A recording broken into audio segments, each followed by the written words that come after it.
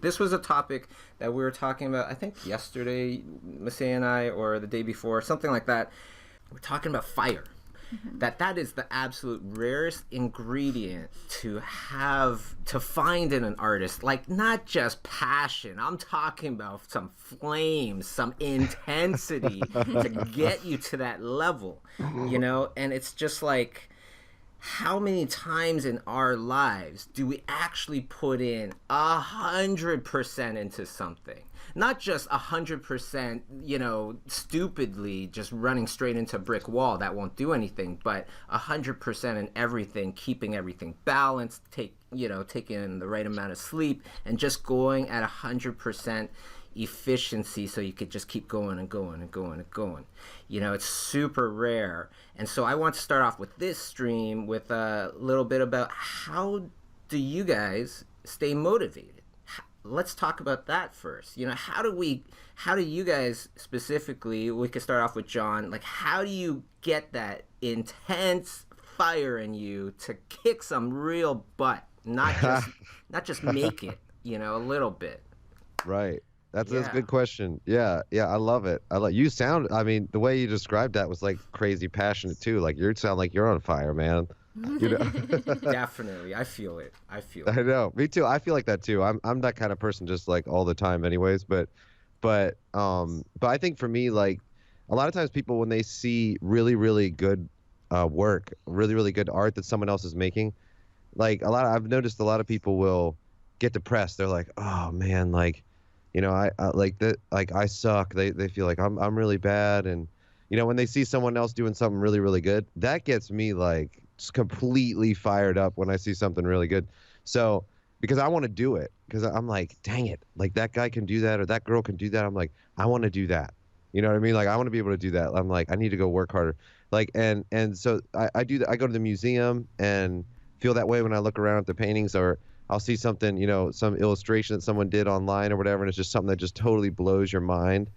And that sets that fire, a flame, in me when I see that. It just, man, like, that motivation from seeing what they're doing and how they're pushing and how they're what they're able to achieve, it just helps me keep going. Now, that now to me gets me motivated. Is that a thing where it's like, you will go to the internet, you will go to these things to pump yourself up? Like, it's a very conscious thing that you're doing? Oh yeah. Like, Like turning on Eye of the Tiger before you start working out, that kind of thing? Right, exactly. Like, if I'm feeling down, like, and I'm like, or I'm just not inspired, I'll just be like, all right, I'm going to the Philadelphia Museum of Art, or I'm going, and then it'll be like, there's a Rubens exhibit, I'm going, and then I'll be like, dang it, Rubens. I'll be like, how'd you do this? And then I'll go home and I'll be like, I need to do this, I need to do, like, so then I just start, if I think one of the worst things is, like, the typical thing for fine artists too is, like, for them, like, this idea that they lock themselves away and don't interact with other artists, and it's like this purity of art or whatever. But if I were to actually do that, I think I would just be like, man, my art is amazing, and that, if you never look at anyone else's, you just think you have arrived. I don't know. Yeah. You'd fool yourself into thinking that. I think, I don't know. So I need that. So whenever that happens, and thankfully now with the internet, like, there's so much awesome stuff you can see, and like, and it kind of happens on a daily basis for me now too. Like, through my Instagram feed, or through, stuff like this, like, where you're interviewing artists and they're talking about different things. And I mean, it's all there for you now. You don't have to even go to the museum anymore. But I'll tell you what, when you go to the museum, it's a different experience too when you see that stuff in person. But yeah, that I intentionally do that for sure, especially when I'm like feeling uninspired.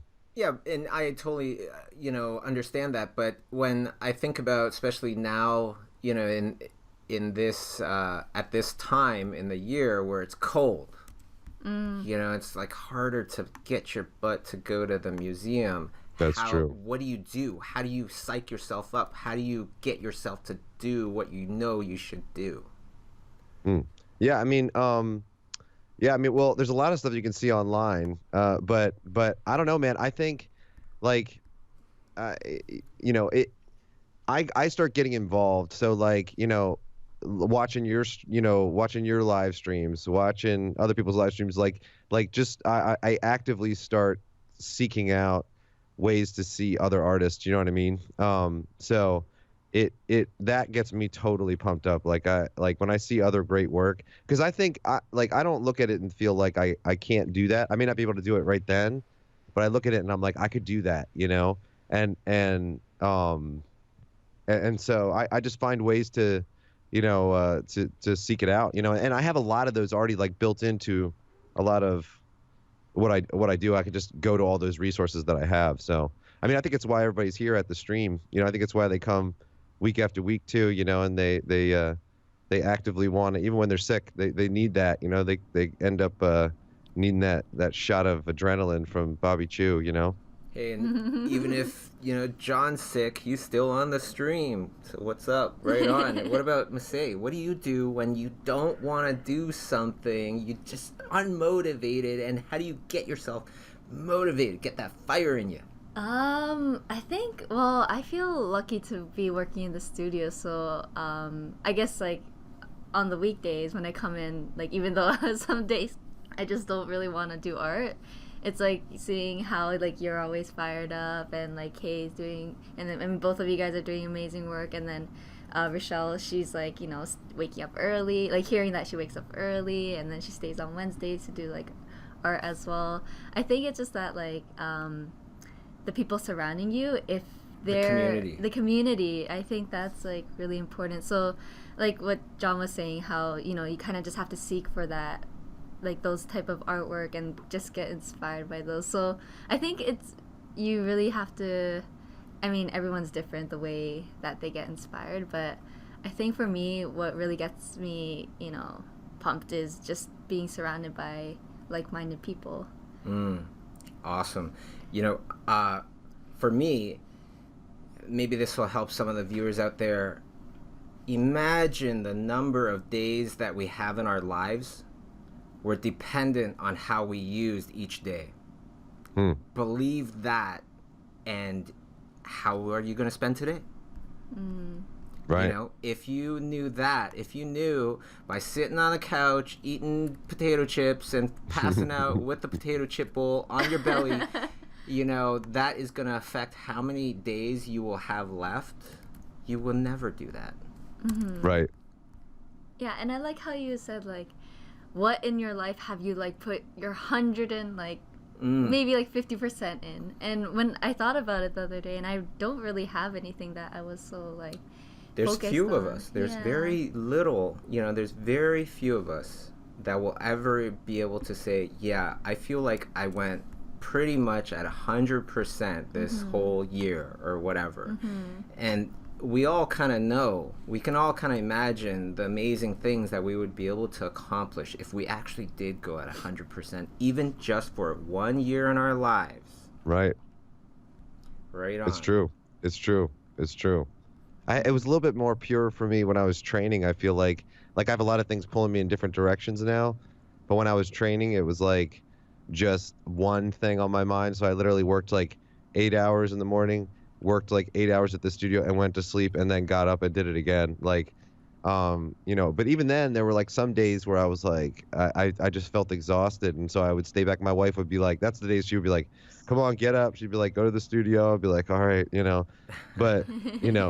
but, cause that's I used to really good motivation too. The right kind, the right spouse. Oh, absolutely. Yeah, for sure. For sure. So that was I feel like when you're training at first, usually you have less tying you down, and so that was like a really pure time. Now that I have like a bunch of things pulling me in different directions, but I could still be way more focused, I think, that's really good. That's a really good, that's awesome. I like that you mentioned that. It's a good motivator. You have to really think about that. You do have a finite amount of time, and, do you want to have the highest level character on World of Warcraft, or do you want, you know what I mean? Do you want to achieve your goals, It really is what it comes down to. You can't have both. You know what the best game is? The best game out there? It's life. There you go. I like it. Next level. Right on. All right. Well, why don't we go to the questions from last week, and then we'll quickly move on to this week. Yeah, actually, I've lost a few questions, but there's just a couple that I was able to recover. So Andre asked, "Hi everybody, who's coming to London and Berlin this year? The workshop." Oh, yes. So let me find that out. It's going to be a pretty darn epic event. As always, completely new every time. And so London is going to be June 3rd to the 4th. Berlin 10th to 11th of this year. So we're going to have David Levy there. David Levy from Tron, the live action movie, bunch of live action movies. He's in animated movies now. He's doing amazing things, and wow, one of the quickest painters I've ever seen, literally. Evan Mull Amundsen, another crazy rock star in his 20s, just blowing up the scene. He's going to be at London. He won't be in Berlin. Okay, and then you got Jesper Eising from Wizards of the Coast, Dungeons and Dragons. He's going to be at London and Berlin. Incredible demo person that does demos. I don't know whether you call it demo artist. I don't know. Karl Kopinski, another incredible artist in London and Berlin. Ryan Lang is going to be at London and Berlin. Ryan Lang of course, Doctor Strange, Wreck-It Ralph, Avengers 2, I believe, and just like goes from live action to animated, on a dime. Just incredible. And then the newest schoolism instructor, Wouter Tolp, is going to be in Berlin. So that's going to be awesome. Nice. Cool. Awesome lineup. Okay, so the next question's by Henry. Hi, Bobby, Massey, and Jonathan. Bobby, should I start with yours or Terrell's creature design class? Well, Terrell's is a creature anatomy. So she really gets into the meat of how different animals have different types of anatomy and how they all relate to each other. So that's very hardcore and very awesome. It's tough, and everybody that finishes the course comes out completely transformed. Mine is more about painting. So painting the creatures. So I would actually, if your skills are pretty good, they're half decent, you can draw a dog, kind of, I would take Terrell's class first. Beef up on your structure and your knowledge of anatomy, and that way you'll be able to paint it better in my class. Okay, awesome. So we're going on to this week's questions. Alex D asks, Bobby, is the website restructuration going to affect Schoolism subscriptions? So yeah, this year we are working on updating the Schoolism site, but we anticipate as little change or as little effect on the subscriptions as possible. It's more going to be adding on more stuff. Like, for example, something that we haven't announced is if you go and you're watching a Schoolism class and you click on question mark, if you hover over the video player and you're watching a lesson video and you click on the word question mark or the key question mark, then you'll get all these options on there, like playing the video at 1.5 times the speed or 2 times the speed, that kind of stuff. So we're working on stuff in the back end, and like, for example, Awesome. this one, nobody even noticed it. So yeah, the transition should be as seamless as possible. That's our goal. Okay, awesome. So the next question is by Ian. How do you color your value drawings? Do you use a soft light layer or a color layer? Well, since I'm doing black and white right now, why don't we hand that over to one of you guys? Say that question one more time. I'm sorry, Miss A. Oh, how do you color your value drawings? Do you use a soft light layer or a color layer? Well, that's different for me. See, like for me, it's like I tend to work in one layer. So I'm like the one that that is like the problem, right, Bobby? When they send over the the the PSD, and it's like it's one layer, right? Yeah. No, I tend to work in one layer a lot. So for me, kind of, adding an extra layer and then over top of the grayscale is kind of like the Flemish technique. It's kind of like doing a lot of glazing, and I tend to not work that way. Like I tend to work more of what would be considered, I guess, digitally, like the alla prima style. So it's like wet into wet, you know what I mean? And I bet that's probably what you're doing on this video, right, Bobby? I mean, you're probably working on one layer, right? You're not, I mean, I wouldn't imagine you flipping between layers too often, right? I generally work on very minimal amount of layers, unless I'm doing it for a demo, then I'll try to split them up. Oh, I see. Right. Yeah. So yeah, I mean, and so for me, like that would be a learning curve if I was working on a project. I would need to, that's probably a whole art of its own, like understanding how to construct layers in a way that someone else will be able to use them, for a concept like to switch the, color of an arm or switch the color of a fabric or whatever on a character or whatever, and then to be able to make them seamless, but also, be able to control it. So I tend to work more, if I'm working in color, I like to dive in with the color too, because I don't generally like coloring my grayscale work, because what I found is my colors end up dull that way. Like with that mentality, for me personally, my colors end up dull because I'm working over top of a layer that's coming through that is totally desaturated, and sometimes that could be interesting. But most of the time when I'm putting in color, I'm usually going the other extreme. I'm usually going a little bit more intense with the colors, knowing that when I work an area, it's going to sort of desaturate it a little bit. Like it's going to kind of bring it towards the center, color-wise. And so for me, I tend to like to overstate the colors at first. It kind of looks like clown-like when I first started painting, and then it kind of tames.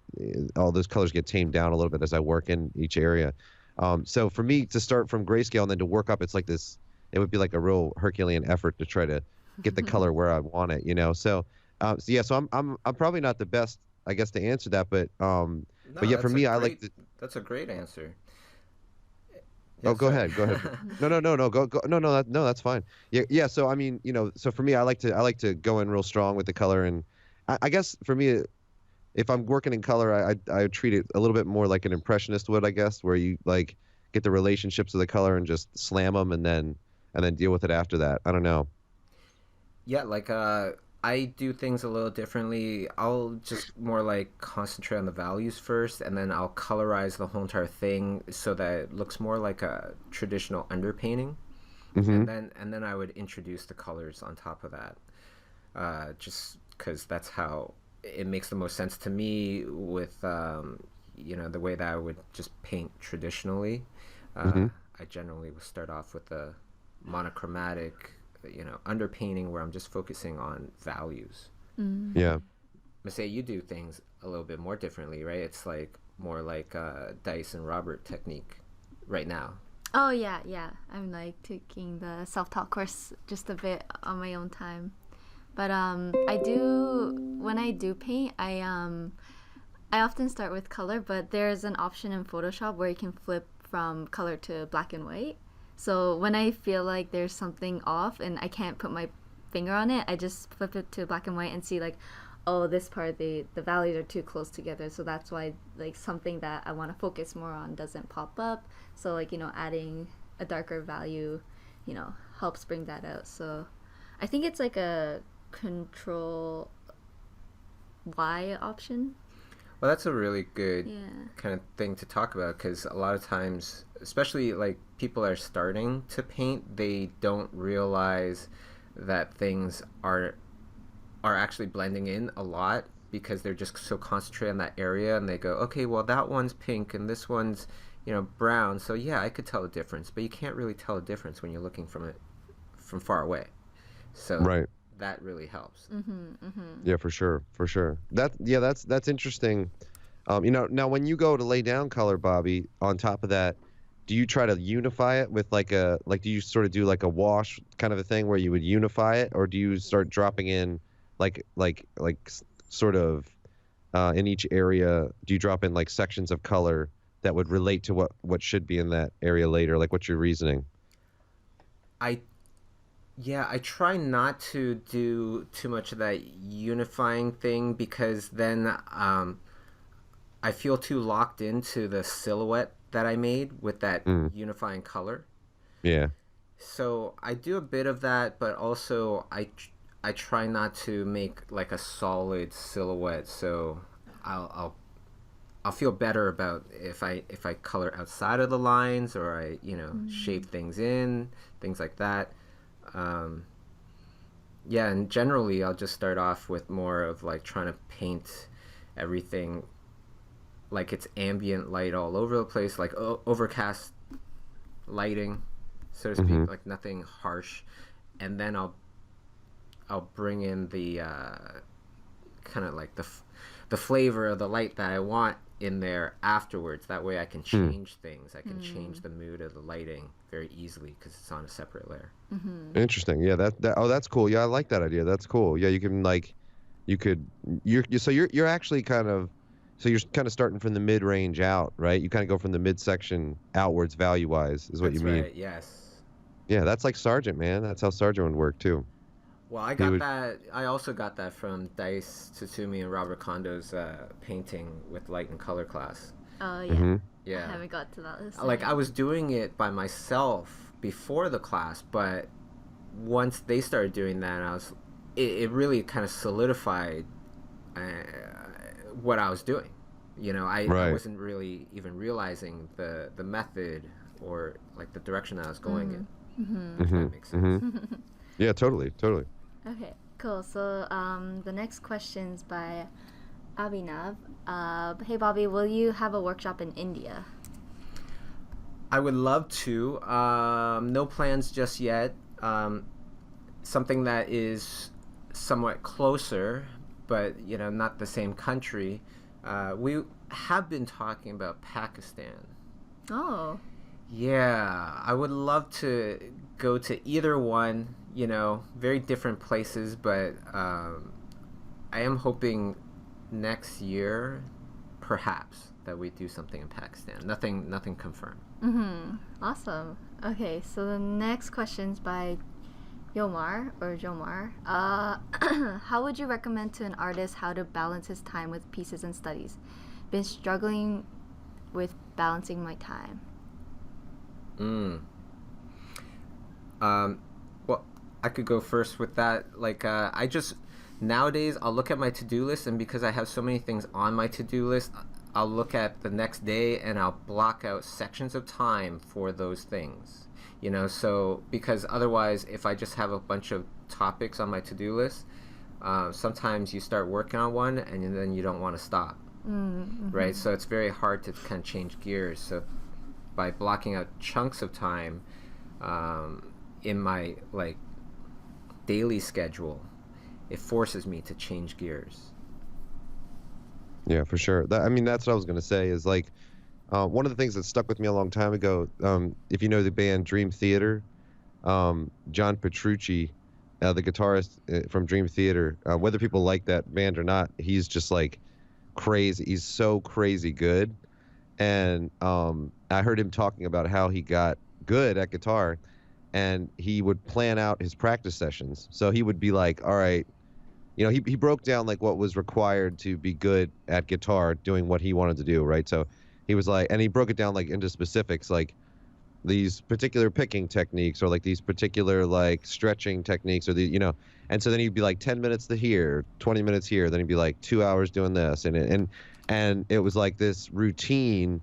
Like he would plan out his practice sessions. So it's kind of like what you're saying, where you don't just say, all right, well, I want to be a great artist. That's what I don't need to write anything down. I just want to be great. You know what I mean? Like you have to kind of you have to break down what that, number one, what that takes into individual skills that then need to be practiced. So like, it's kind of like a genealogy type of a thing where at the very top it's, or like a skill tree or whatever, like at the very top it's your success as an artist, of course, but then how do you get there? And then that may even break down into like, okay, I need to work on perspective. Then perspective breaks down into I need to practice cubes, cylinders. I need to practice or whatever, you know.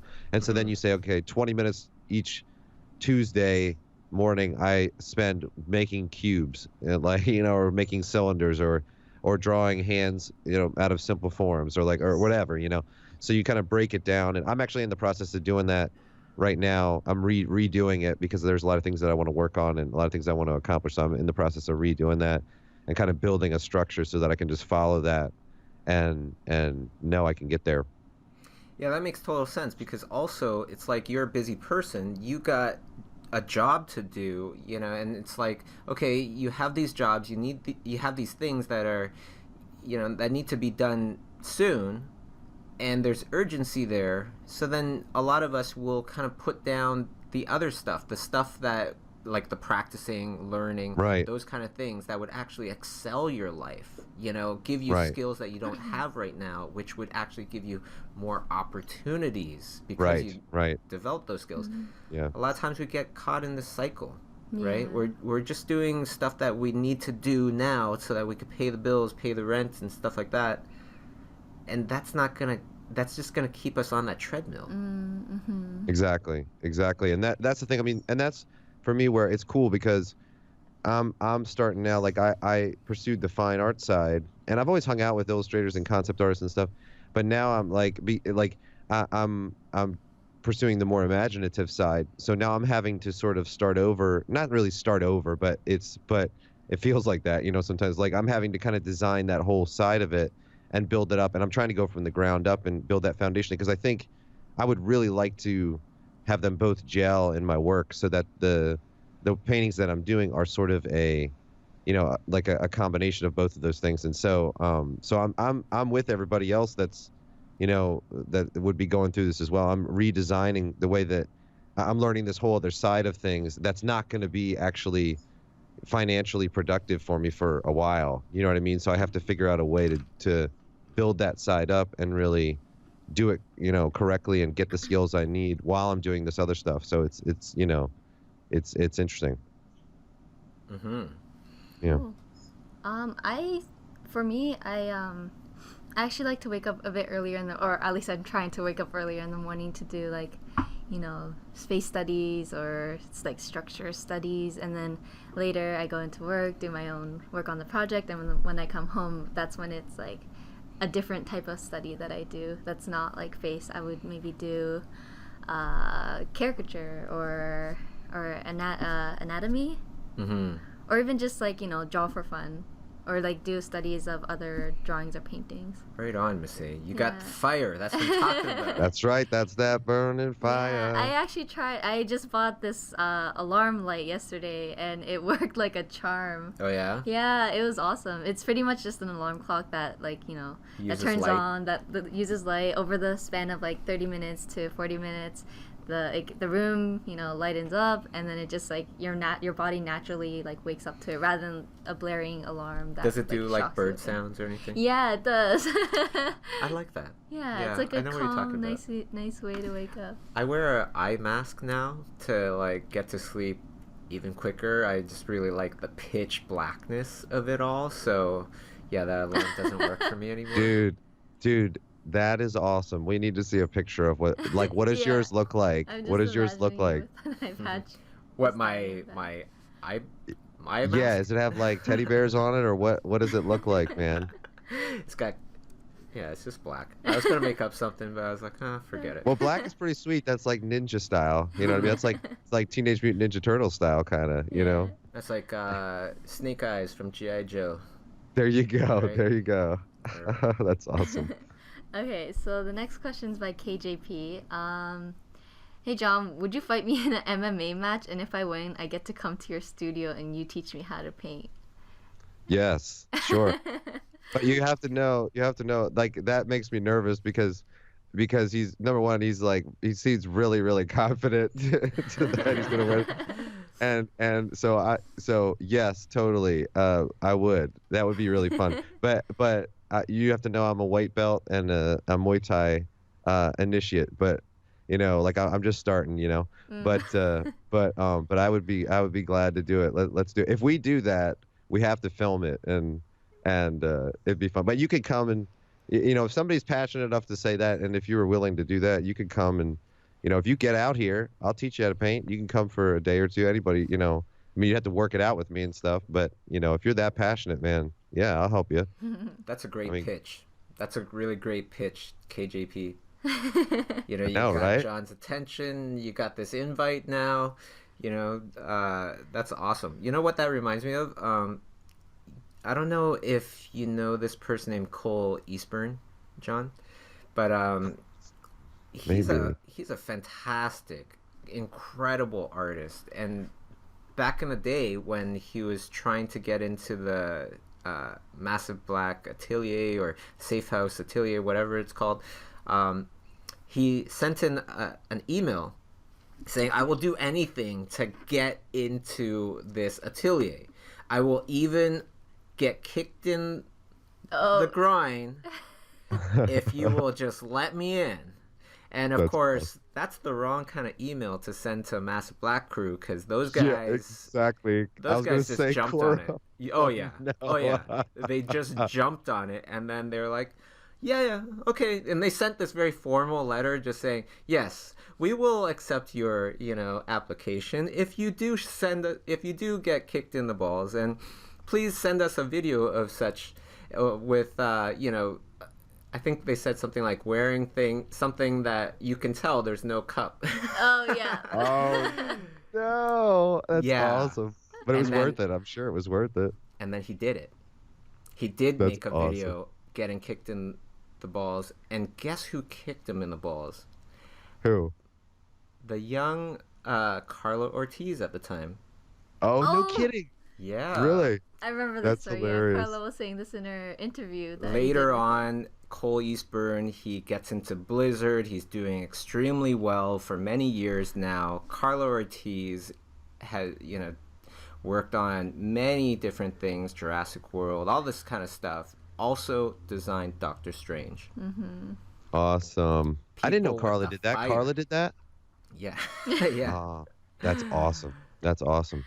Yeah, I mean, look, that's the thing. I mean, like, that's why I'm saying. That's why when somebody says something like that, like, if they're willing to do it, I'm like, oh yeah, I'll help you, for sure. And like, well, I wonder if that person even does, like, do you do MMA, or are you just willing to get beat up to get?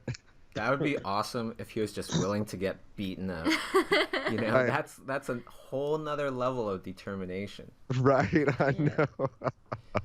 Right, I know. No, I you don't have to. We don't have to throw down to do it. We can throw down anyways for fun. But if you're passionate enough to even suggest that, then yeah, I'll help you. Don't worry. Awesome. Well, KJP, you got his attention. That's right. Everybody, seriously though, I mean, like Bobby said, like, that, I mean, it's, if you're willing to, to do whatever, like, that gets people's attention, you know what I mean? Because it's very rare, like, when people actually follow through with it. And, like, I mean, for Cole, and I looked up his work. I know exactly who you're talking about too.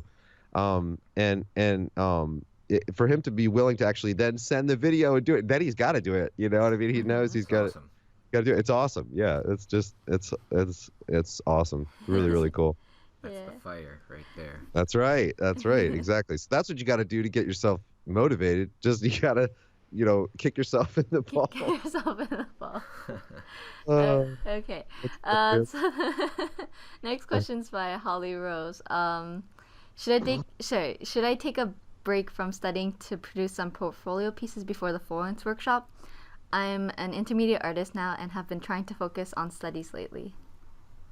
Well, you can always bring your studies to the Florence workshop. The main thing is that if you feel like you have a good amount of time to do something awesome, then do it. If you feel like you're rushing into it, I would say stay on your path. Keep doing your practices, because it's like when people bring a portfolio and then I'm looking at it, I'm pointing out these things, and then the person says, oh yeah, I rushed the whole entire thing to try to get it to CTN or this workshop. It just doesn't really,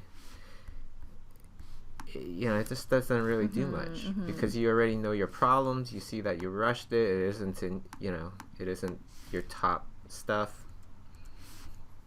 Yeah, do things quickly but not rushed. Yeah. Okay.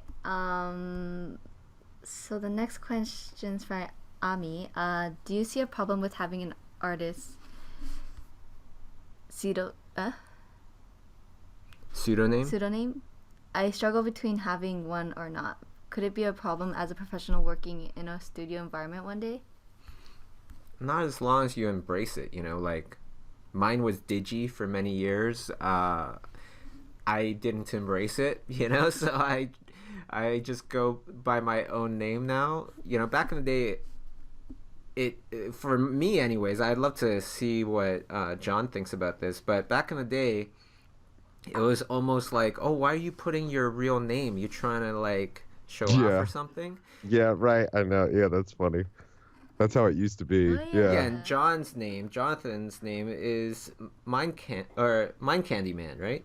Right. It used to be. Yeah, yeah. And it's so funny because I used to tell everybody if I would have known that it was like people were going to come up to me at workshops and be like, hey, are you Mind Candy Man? I would have picked something better. Like, you know, like I didn't know it was going to stick. I didn't know that was going to be like, you know, something I was known by. But I remember like, do you remember Kevin Llewellyn? Remember he went by Puddinhead? He had two different, like he had his fine art and that was Kevin Llewellyn. And then he had his you know, illustration stuff that was Puddinhead.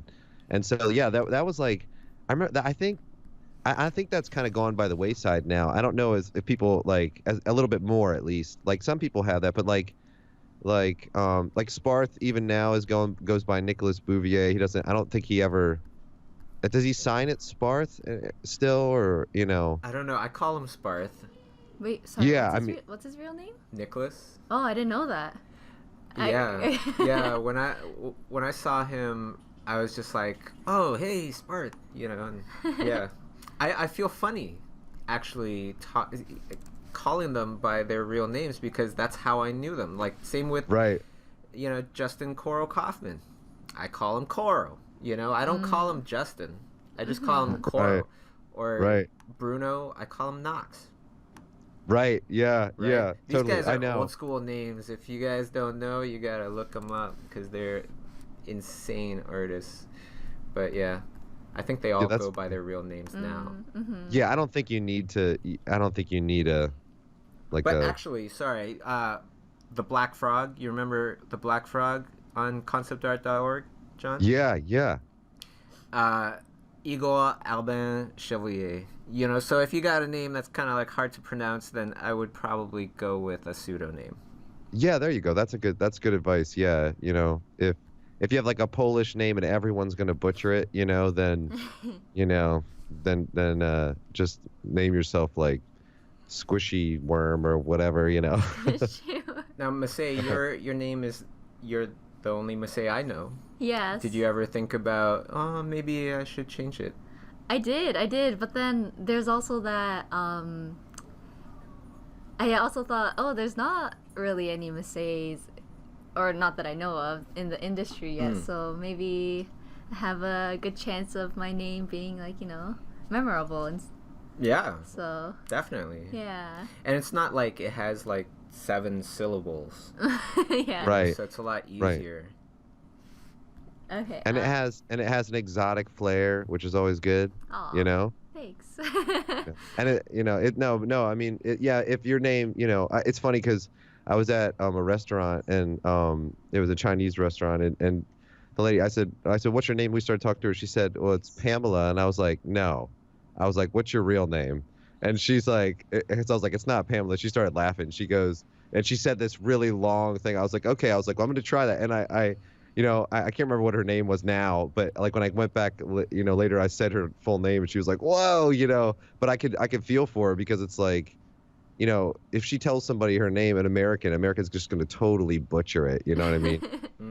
But Masay is good. Masay is easy and good. Oh, by the way, Masay, somebody that took one of my classes on schoolism, they were talking about something. They said that we heard you on the live stream talking to Masay, and they were like, I saw her work and she was so good in this one class. They were talking about how good you were. They were in another class that you took, I guess, on Oh. schoolism, and they were saying how they liked looking forward to your updates every time because they were so good. I was like, yeah, I was like, Oh. this is the real deal. I was like, so, So so just Masay I wanted took to your pass that on. class, I think, right? Yeah, I did take your class. Oh, That that's was. right, Leon. That's right. That's right. Mhm.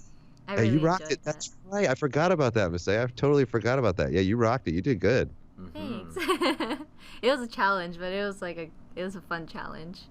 I remember that. Yeah, it's like I remember our conversations now are coming back to me, like what you were turning in, and I think I remember some of your work too. Even now, that's you did good. You did good. Thanks. I just had like a lot of struggles with edges, and the the contrast of like between the light and the dark, where I make things too dark or things too light. But yeah, I remember your class really helped me with that.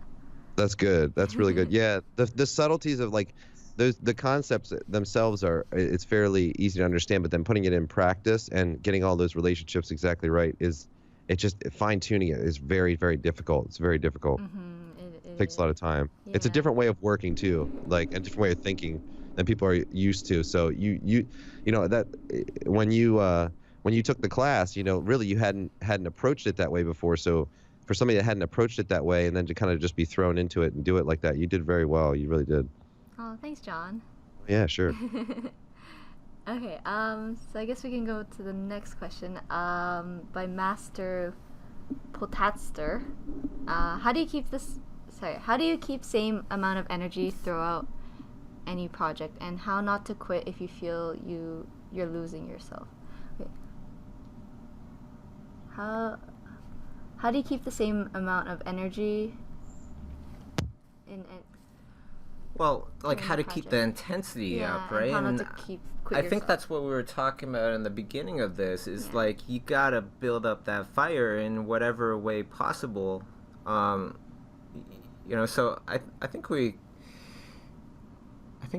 might have I've already already answered this one. Yeah. Okay. So the next question's by C.S. Murphy. What brushes are you using, Bobby, and is it available for download? So this circle brush that I have on screen right now, that one's just the default brush. Okay, but you probably saw some weird splotchy brush that I had. That was a brush that I just made. That's in my digital painting techniques course on schoolism. I don't think I actually have one that is online for people to download. I just never really did that. But what I did was I threw on a bunch of paint splotches onto paper. I took the one that I liked the most and I defined that as my brush. So that made the stamp size, the stamp shape that brush. And then I grabbed a bunch of leftover acrylic paint that I was just like, I don't have any use for this. And instead of just letting it dry up, I smeared it really thick onto a piece of paper and then I scanned that in. And then I used that texture and then I attached the texture onto the brush. So for those of you that know how to use Photoshop, that should probably make a good amount of sense. Okay. Cool. So the next question's by Prillin. In order to learn to draw creatures, should you start by only studying all real life animals you can first? That's a really good question because there's many different ways that you can go about things, but generally, yes, you just gobble up that information as much as possible because it will help to expand your imagination. When you find out, when you really delve into stuff and you look into the anatomy and all that stuff, and then you start looking at feathers and then you start looking at hair, you'll start to see all these different relationships that happen.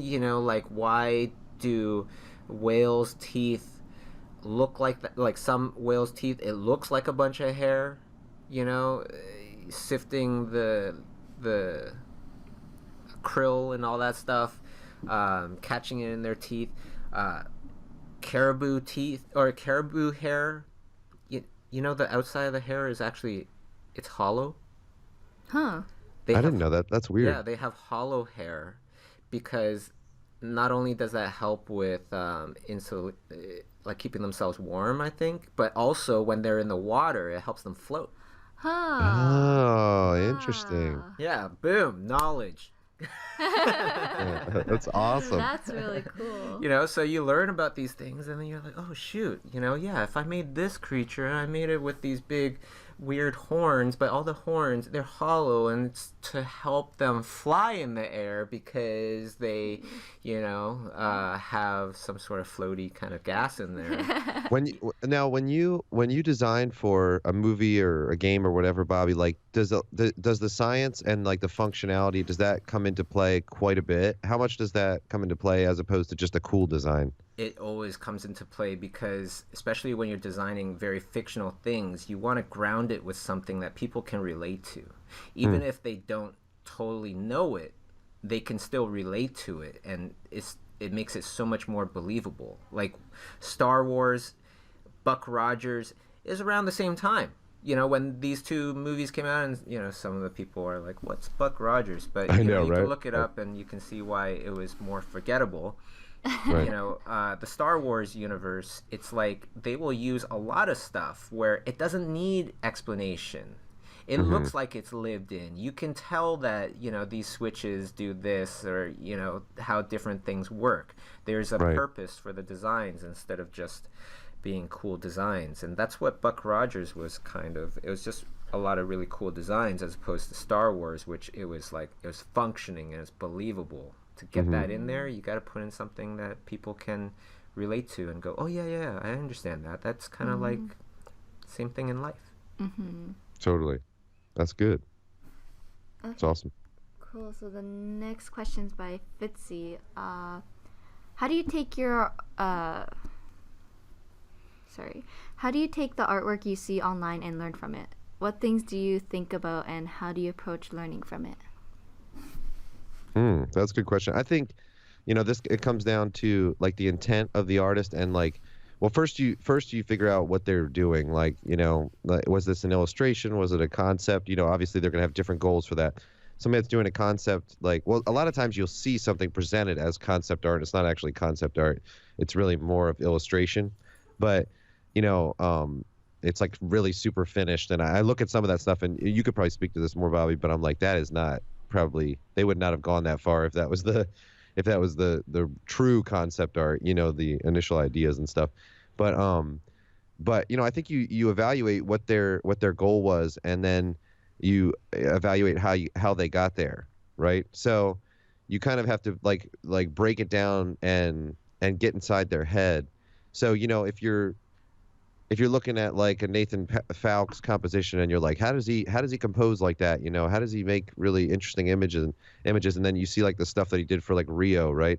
Well, you look at it and you say, okay, what, you know, you try to imagine like, okay, what was he trying to achieve with this piece? What kind of like emotional feel first? And then you start seeing in the composition, all right, well, he's got some greens over here and the values are distributed this way. He's got these shapes of value that are overlapping, and why put this color here? Why do that? Why do, you know, like for me, like I look at it and try to evaluate the decisions that they made. Like I try to look for the decisions they made, get inside their head and understand why they made those decisions. And then secondarily, like how they achieved it. Once they made that decision, then how did they do it? So like, okay, I needed this edge to be softer here, but how did they break up that edge? And how to, you know, this value needs to be darker, but how dark is this compared to this, and you know, et cetera. I don't know if that makes sense. Did that make sense? Yeah, that totally made sense. I think the hardest thing is those initial bunch of brushstrokes that an artist puts down. A lot of times, especially if you don't know art as much, you might just look at it like, what's he doing? That's supposed to be a landscape. That's supposed to be a bunch of buildings. It just looks like a bunch of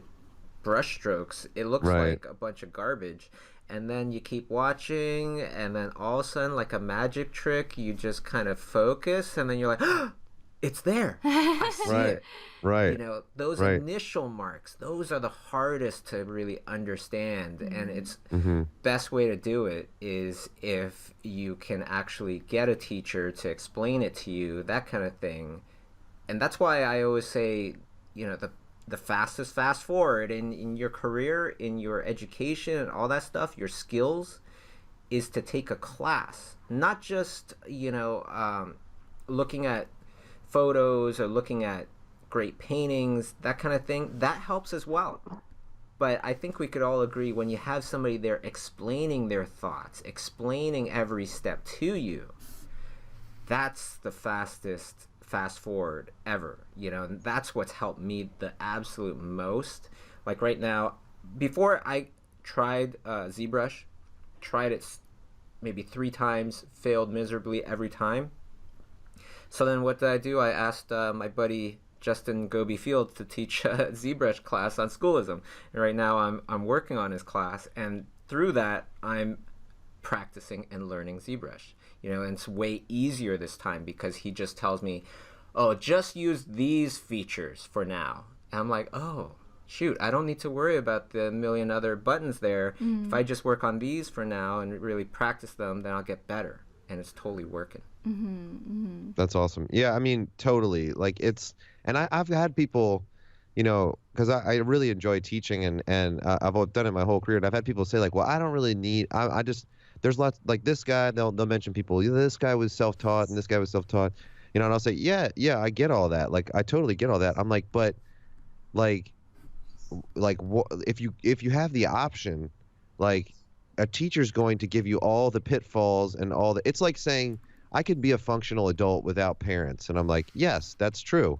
You could be a good functional adult without parents, but why the heck would you try to do it without parents? Do you know what I mean? Yeah. Like, like, and so like, why would you willingly be like, no, I don't need you, parents. Like, yeah, I know you've been all the way down the road and you know exactly what's coming ahead, but I'm just going to ignore that, like, so it's one of those things where if you want somebody to tell you what to focus on and what's important, it's somebody that's already on the other side.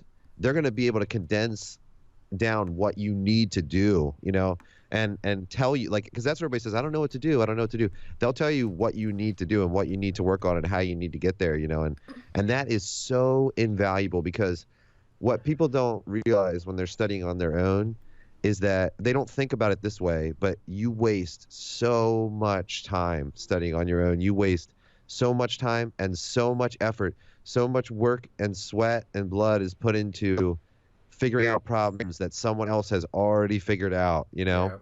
And so I mean, if you can get in a class where someone can give you the keys to those things and sort of like those statements, you should be like, oh my gosh, like, yes, this is unlocking everything. Like, yes, that's exactly what I need to do, and it doesn't make you able to do it the second you hear that information, but knowing what you need to practice and knowing what you need to do is so unbelievably freeing, and it just saves you years. I've heard statements from teachers and people, when I've heard it, I'm like, that statement right there just saved me 2 years. You know what I mean? Like, or whatever, like that just saved me from a crap ton of wasted time. It's really interesting.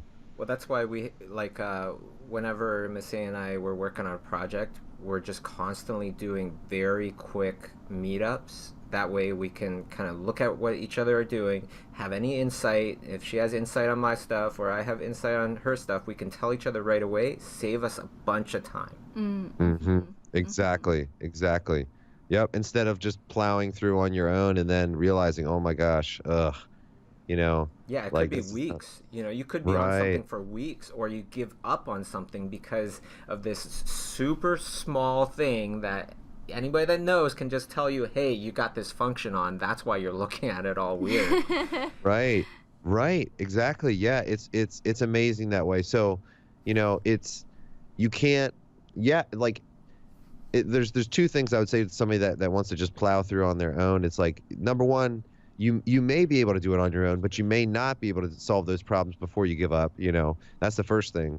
But the second thing is, like, you have to pay somewhat. Like, so you can pay with money, you can pay with time, you can pay with effort, you can pay with whatever you want to pay with. Like, but the money is a substitute for time and for effort, right? So you pay that money, which some people are like, they don't want to spend the money, but you buy that time back. Like, all those years of you struggling, not understanding, you pay for that time, and then you take that away, Yeah, and it's just like anything. Like, you you want to look at how much value you're getting for the amount of money that you're giving, because sometimes it's totally not worth it. $60,000 to learn what in a year, Right. that kind of thing. But then if it does make total sense to you, which is exactly what I'm trying to do with Schoolism, with Schoolism subscriptions, is it worth $15 to you? We're trying to make it an absolute no-brainer. So especially if you're listening to this off of YouTube, or you're listening to this later on YouTube, let me know in the comments if you've taken a Schoolism class, and if you feel like it's worth $15, then maybe other people can look at that and go, okay, yeah, shoot, I should try this as well, because I totally think it is. I know it is. For sure. Yeah. For sure. Yeah, I mean, like, seriously, like, that's a no-brainer. I mean, that's like a real no-brainer. It really is. A person paints with their brain, not with their hands. So you got to fill up that brain. That's right. That's exactly right. And yeah, if when I'm older and I'm like, mid-90s or whatever, if I make it there before that guy on the chat, destroys me in the ring, but when I'm mid-90s and I'm shaky, right, I'll still paint. And you know what? I'll just paint larger, and it'll be fine. I don't need a super steady hand to actually paint. Like I'll you know what I mean? Like I could deal with that. Like I could deal with a shaky hand and still get the art to look right. I could still get the edges to work, and it may take a couple more strokes in one area, but it might actually end up being something a little bit more interesting too. But I could still paint like that. I paint in larger format and adjust the way that I apply things. But it's kind of going with what you said. It happens in my brain first. If I know what edge needs to be there, I can achieve that edge in a number of different ways. And even if all my strokes end up a little bit jiggly or whatever, that's okay. I can still deal with that. So it's more what's going on in your head. Yeah. Also, well, you know what? Let's move on to the next question, because we're almost out of time anyways. This painting's looking awesome, by the way, that you're doing too, man. Oh, it's looking thanks. Great. Somebody was asking if I use reference. Yeah, I'm using reference because that's John Lithgow. From this show I've been watching called The Crown. I watch like maybe half an hour a night after I'm done all my work, or at least try to, and pretty much fall asleep in front of the TV every time. I know, right? I know. It's funny. But yeah, fantastic actor.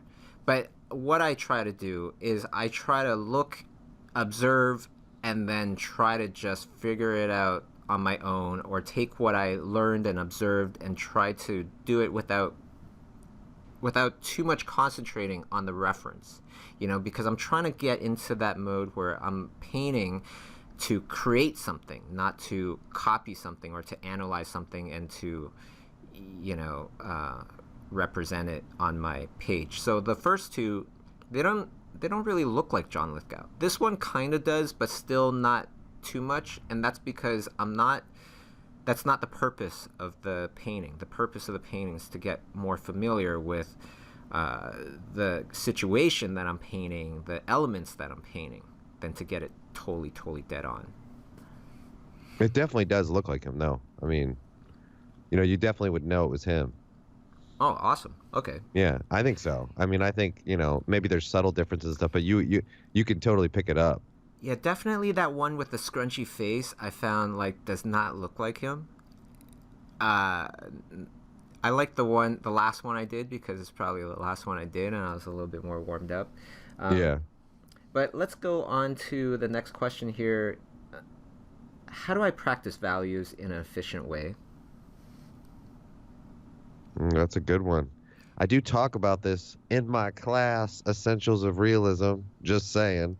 But no, but I think breaking it down, like one of the things I talk about in that class is breaking it down to finding a way to simplify it. So I break it down to a 5-value system. I use 2 in the darks, or in the shadows, and then 3 in the lights. And I've found if you can kind of sometimes you can change that. You can use 3 in the darks, 3 in the lights, whatever, but breaking it down to a system and sort of understanding how to simplify what you're seeing value-wise and how to break it down, I've found forces you to deal with what's happening in a better way. It's you know, you if you can break it down to a simpler system and kind of think of it more structurally like that, it allows you to understand what's happening a little bit easier than to be overwhelmed with like for instance that face that the one with the hat that Bobby is painting. You know, there's like multiple light sources, one on each side, and then there's like reflected light, and there's like these darker values like in between the lips, and like there's like a million different values by the end of the painting or drawing, you know. But if you can learn to break that down into like a simple structural approach to it, just simplify those values, it helps you get a handle on it a lot better, I think. So not to be overwhelmed. That's that I think learning to simplify it is a key thing. Well, you know, and big shouts out to your class, Essentials of Realism, because if you notice, you know, if you watch this video later on and you rewind it to the beginning, the first two images I was doing in a different method than the third image. The third image was much more of what is kind of like a lot more of the approach that John has. Right, right. And it's kind of like a mix between your method and my own method. And I learned that from you. Yeah, I learned that from your class. The portrait stuff, I do kind of my own thing as well, but also I mix it up with a bit of what you tell me in your class and what Jason Seiler tells me in his class, you know, painting portraits. So it goes right back to the just absorb as much stinking knowledge as you can get your hands on. Yeah, that's how you're going to get really good. Absolutely. Absolutely. All right, let's go on to the next question here, which is how do you find a great spouse? Like, what are the signs? I love that. That's a good question. That's a good question. I would say, so for me, like, you cannot, I will just say this, like, I mean, that there's like so many different things, but this is what I will say that you need to look out for is you need to see what that person is like when things are not going well. So in other words, if you're like, nice, we've never fought before, and someone says that we never fight, and I'm like, oh boy, you know, when someone says that, like, and people say, when did you know you wanted to marry Marie? And I said, after our first like big fight where we really were like mad at each other, and I knew I wanted to marry her then. It's so funny because she came back and she was like, yeah, I know what you're saying. She's like, I need to work on that. And you know, like that's a problem. That's always been a problem for me. You know, I act like this or whatever. I didn't even know what it was about. But she said that. And then she was like, I really want to work on that. You know, like help me work on that, you know? And I was like, well, that's all I need to know, because as you know, she wasn't, but she could be as messed up as she, you know, as anything. But if she had that attitude to get better and she was willing to willing to say, hey, I was wrong and help me do better with this. And then also say to me, hey, you were wrong like this. And you need, you know, being able to do both. I was like, all right, well, that's all I need to know. Cause whatever comes up, we'll figure it out, you know? So you have to know what that person is like when their back's against the wall and whether they choose themselves or choose you. You know, that's very, very telling. My neighbor, she was dating this guy and you know, she was going to break up with him. And I told her, I was like, do you need me to go with you? You know, and she's like, no. Well, yeah, she had never seen him upset, you know, so that he freaked out. And I was like, well, see, you dodged a bullet there, you know? He totally, I mean, it was really bad, you know? Yikes. Yeah, well, I actually was over there. He put his hands on me when I was in their house, actually. Like, she just had to go get her stuff.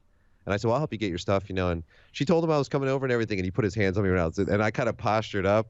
And I was like, oh, man. I was like, please don't do this. You know what I mean? Like, I didn't say that, but I was just, like, kind of looked at him. He let go and was like, get out of my house. You know, I was like, yeah, we're going. So it was crazy. But she didn't know how, you know, she had never seen that side of him. You know what I mean? And so you need to see what a person's like when things are not going well, you know, and if you know that, then you know what's kind of what they're like at their core, you know what I mean? So that would be my advice. Brilliant advice. My own like little bit to add on top of that is something that's very important to me that I love about Kay. She's ride or die, and I'm ride or die with her. There is no, oh, should we stay together? That kind of thing. This is to the end. That's that's how we look at it, And the other part to it is that you want to find somebody that's willing to change, because everybody changes. Yes. Everybody changes. It's not just like, okay, now you're an adult and now you're going to stay like that forever. No, you're going to change again in your 30s, in your 40s, whatever. Exactly. So just the idea that you guys are both willing to change to fit together well, like no two pieces fit together perfectly right off the bat and then will stay perfectly together, right off the bat. There's always things that are constantly changing. So we just got to get used to changing. Yeah. I mean, that idea, like, because I've been married for almost 16 years now, and like literally 16 years ago, I'm like, wow, like I don't even want to hang out with me from 16 years ago. Like I really don't, and so the whole idea, like, that you're not going to change, like when people are like, you can't change me, and I'm like, oh my gosh, like you need someone to change you, like you need them to make you better, you know what I mean? Like that's what's going to happen. Like you better hope they're going to change you, like that's what you need, or unless, I guess, if you feel like you've got it 100% together in every area, then I guess you don't need to change. But yeah, I mean, you have to be willing to change, like you said. I think that's really good, and it's good to hear you say that, Bob, because I don't actually hear too many people say that. They feel like this intense need to like keep their individualism and not become a unit. You know what I mean? It's very interesting. Totally. Maturity doesn't come with age. It's some sort of conscious effort kind of thing that you have to do. That takes changing. Either way, you will change. Life will change you. Right. Or you can change yourself. Let's go with one last question because our time is pretty much up here. So, Meg Chandoodles asks, I've recently decided I want to be an artist. I'm self-taught, no university, so no connections with pros. What's your advice for a career change and making connections so I can find jobs? Okay. Well, do you want to go first on that, John, or doesn't matter? Oh, I mean, I think what I tell everybody is like, and it depends on where your work's at, like if you're self-taught and you're really, really, really, really good, then maybe you can start making connections and you can start doing that. But chances are, if you're self-taught, you've got gaping holes that you're not aware of in your work. And so what I would say is the primary thing that you're going to need is like a real evaluation from a professional on your work. If you think you're ready, then you need a real evaluation before you go and like commit that way. Because the first step is getting good. You have to get good. Like any amount of marketing. My brother-in-law has done very, very well as a marketer his whole life, and he does a bunch of different things. He has designed websites and things like that at first, but then it's now shifted into where he has his own marketing company, and he does really well, and he's won all these awards and everything. And he always says you cannot market a crap product. Like he said you can, but it's just throwing money down a hole. He said the product has to be good first, for it to work properly. And so, or at least it has to be something that people want. So you've got to you have to get good first. So you have to really focus on that. So if you're shifting now, you're trying to get into a career, chances are you're probably not, and I'm saying this is going to sound harsh, but chances are you're probably not as good as you think you are. And I would say take advantage of schoolism, get your skills where they need to be, then you can start worrying about all that other stuff. You're probably not ready. I mean, that's my guess. I know that sounds overly harsh, but that's probably the truth. What would you say? Well, yeah, I totally agree. I'm not sure if this person actually takes classes and says I'm self-taught, because if you take classes kind of like by yourself, then a lot of people, they still say that they're self-taught. If you're Oh, I self-taught, see. as in like you stare at trees and you try to figure out how to paint trees all day and you'd never actually learn from anybody or read any books, that kind of thing, then I would definitely say get on it. Right. Yeah. But seeing how this is the last question, as John was talking, I was just writing down a couple of things. So number one is, if you want to start to tap into other artists and get to know them and stuff like that, I would highly recommend going to a workshop, schoolism workshop. Those are always great. Right now, there's Seattle, March 2nd and 3rd. That's with Andrea Blasic, Chris Sasaki, Ryan Lang, Jesper Eising, Victoria Ying, and Jeff Turley. And then there's Florence with Paul Lazane, Carlo Ortiz, who we were just talking about, Claire Wendling, Jesper Eising, and Daniel Arriaga. Not only that, but the people that go to these workshops, 70% of them, they're all professionals. And they are like the small percentage of professionals that are like gung-ho and they got the fire and they're going out of their way to learn even more. Those are the people you want to connect yourself with. You want to think about the people that you're surrounding yourself with, to give you those artistic juices that we all need to keep going. Surround yourself with the right people and then go at it at 100%, because I guarantee if you are brave enough to try at 100% in everything that you do, like what we were talking about in the very beginning of this stream, success will soon find you. And once you start to gather your skills and all that kind of stuff, one more advice would be try to be a good leader, a good role model, because then you'll get more followers. Because followers, who do followers follow? They follow a leader, so try to be a good role model, be a good person, be a good leader, people, somebody that people would also want to follow,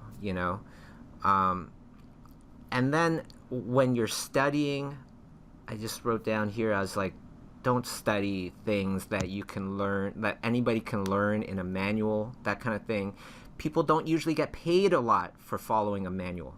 They think creatively and then they get paid a lot. It's hard to put a value on a new idea or a really good idea. So think about that as well. And it's not always, it's definitely not about getting all the money in the world that you want and things like that, but it is an ends to a means to end when you get rid of that financial difficulty. And the last thing that I would say is, from many of the people that I've interviewed, including John Hardesty, successful people think about success more than they think about failure. They believe in themselves. So try to focus on that success. Focus on where you want to go more than the dangers that you have in your life and stuff like that, which you should also think about, but you just don't focus on it as much. Right. Yeah, you consider it. You consider it when you make your decisions, so that you're not making unwise decisions, but you don't let it rule you. You don't let the fear of those things rule you, because they're like, people used to say to me when I first started out, and this kind of condenses what you were saying, like they said, well, what happens if you fail? And I was like, then I fail. I was like, but what happens if I succeed? I was like, what about that too? I was like, you're not asking me that, I was like, I could do this. And now I did it.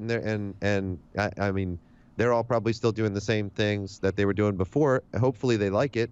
If they don't, they were too afraid to step out of it, So, yeah, you do. You have to have that belief, and it is possible. It's not like people always, people make everything sound impossible. It's like, well, someone's doing it, you know what I mean? Somewhere, so it is possible, Perfect ending to a wonderful stream. As always, John, thank you so much to my guest, Jonathan Hardesty. Masae had to step out in the middle of the stream. So a big shout out to Masae as well. Thank you very much. Next week, Terrell says she will be all better and she plans on being on the stream next week. So definitely check back in next Friday. As for all the viewers out there, thank you very much, and hope to see you guys next time. Yeah, see you guys next time. And do you mind if I give a shout out for my my Twitch stream and stuff like that? Yeah, totally. If you guys want to catch me on Twitch too, I just started a stream on there. It's twitch.tv, and it's / here I'll type it in the chat, but it's John Hardesty, Jon Hardesty here, like this. You can catch me on there, and usually every Thursday from 2 to 4. I've been consistent with that for a while now. I used to be on live stream, but we switched over to Twitch, and it's been a lot of fun. So if anybody wants to catch me on there, it's always a good time. And right now I'm doing portraits of the viewers. Like the viewers on the stream are sending me images, and each week I'm doing a portrait. So that's awesome. Yeah, so feel free to catch me on there. It's fun. It's been really fun. It's been fun. So that's every Thursday. Yeah, every Thursday from 2 to 4 Eastern Standard Time. And then there's other times during the week that's kind of like the community time where I'm answering a lot more questions and things like that. There's other times that I hop on and when I'm working on an oil painting or doing something like that, but that's the consistent time every week that I'm definitely on, that you can see me.